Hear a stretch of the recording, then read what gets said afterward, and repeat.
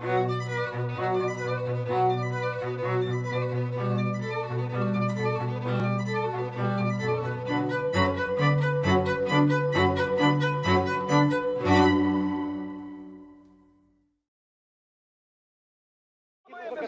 ganhava toda a vida. Vai, gestor, 30 metros, mesmo que não tenhas tantos tem na boca.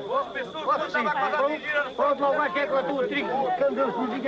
Quando tinha o trinca é que não atava, era eu e os outros. Depois não, que é que não dava o trigo? Ainda está aqui os desgraçados até quarta-feira a passarem fome. Que é que apanhava a leitura até eles à espera que eles não vão gado. Não, vem. Depois deixaram de apanhar e começaram a dar ao gado. Ia enterrá-la. La Révolution, c'est un phénomène passionnant qui a été très bien analysé évidemment par des tas de gens, même par des historiens forcément, et puis par des théoriciens. Et moi je suis très frappée par la justesse de ce qu'a dit Lénine sur la Révolution, c'est-à-dire ce moment où ceux d'en bas ne peuvent plus supporter leur vie et ne peuvent plus supporter la tutelle de ceux d'en haut. Et ça m'a toujours semblé une question passionnante, c'est une question passionnante à laquelle il m'a été donné de réfléchir il y a des décennies, parce que voilà, dans un certain cadre, j'ai participé à une discussion sur ce qu'était une révolution, puis il se trouve évidemment que plusieurs décennies ultérieures de travaux de recherche ont contribué à éclairer ce que j'avais entendu sur le plan théorique ou ce que j'avais lu sur ces révolutions.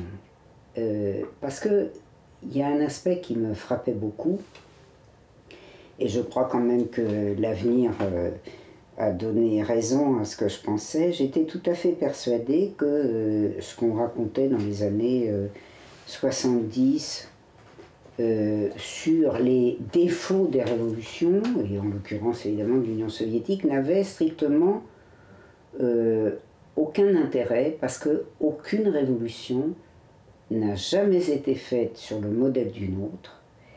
Aucun peuple n'est jamais entré en révolution parce que la révolution était bien à côté, ou parce que, comme elle avait des défauts, il fallait faire mieux.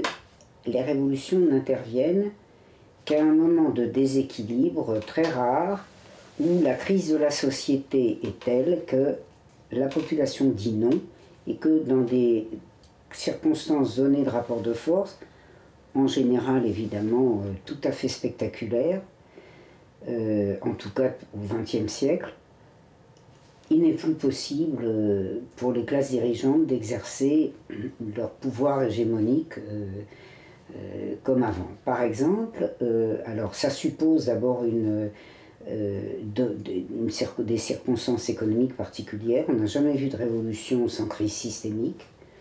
C'est vrai de la première vraie révolution, c'est-à-dire la Révolution française, bien qu'on puisse faire remarquer qu'elle a été quand même précédée par des phénomènes de très grands bouleversements en Angleterre. La première révolution, j'allais dire, c'est une révolution pure où une fraction de la société, la fraction des élites bourgeoises appuyées sur le peuple, met en cause l'hégémonie de l'aristocratie, à la faveur de la conjonction d'une crise de long terme, une crise de très long terme, et d'une crise de court terme, c'est-à-dire une crise de subsistance, une crise dite de soudure. J'allais dire que c'est presque l'expression pure, parce qu'on a là une révolution qui intervient, j'allais dire, sans facteur extérieur majeur. Or, toutes les révolutions du XXe siècle sont des révolutions où le craquement se fait à la faveur de bouleversements non seulement intérieurs mais extérieurs.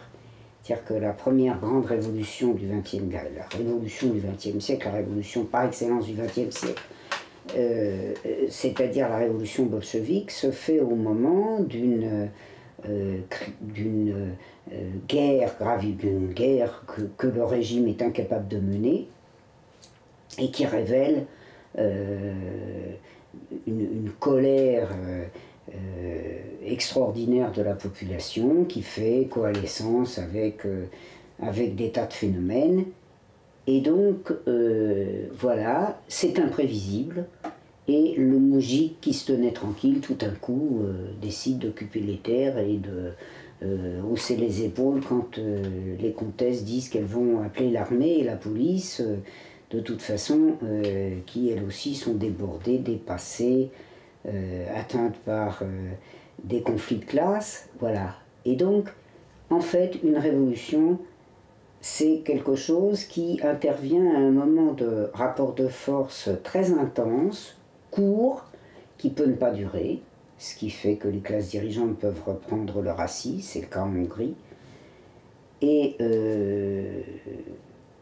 on peut se dire que, comme c'est le cas depuis le XXe siècle, des crises majeures vont être à l'origine de révolutions du même type, et on sent bien, en tout cas historiquement, et historiquement ça peut s'étendre sur longtemps, on sent bien historiquement qu'on est entré à nouveau dans l'ère des révolutions, comme on est entré à l'ère des révolutions à l'occasion de la première crise systémique du capitalisme, dans l'ère des révolutions à l'occasion de la deuxième crise systémique du capitalisme, car la révolution chinoise est une révolution de ce type, et comme il est très prévisible qu'on va rentrer dans l'ère des révolutions à l'occasion de la troisième et plus grave crise que les autres, de la troisième crise systémique du capitalisme.